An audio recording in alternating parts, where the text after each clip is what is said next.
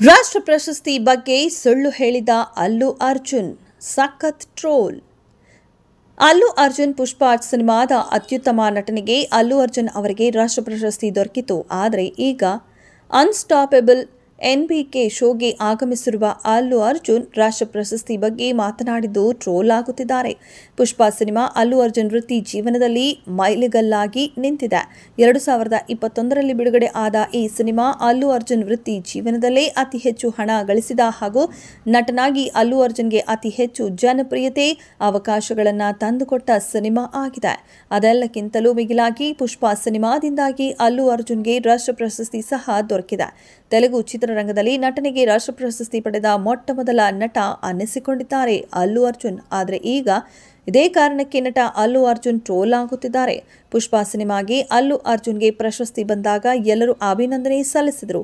ಈ ಸಂದರ್ಭದಲ್ಲಿ ಮಾತನಾಡಿದ ಅಲ್ಲು ಅರ್ಜುನ್, ರಾಷ್ಟ್ರ ಪ್ರಶಸ್ತಿ ಪಡೆದ ಮೊದಲ ತೆಲುಗು ನಟ ನಾನಾಗಿದ್ದೇನೆ.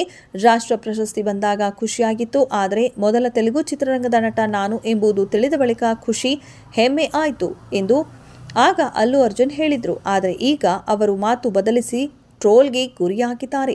ಅಲ್ಲು ಅರ್ಜುನ್ ತೆಲುಗಿನ ಜನಪ್ರಿಯ ಟಾಕ್ ಶೋ ಅನ್ಸ್ಟಾಪಬಲ್ ವಿತ್ ಎನ್ಬಿಕೆ ಅತಿಥಿಯಾಗಿ ಆಗಮಿಸಿದ್ದಾರೆ.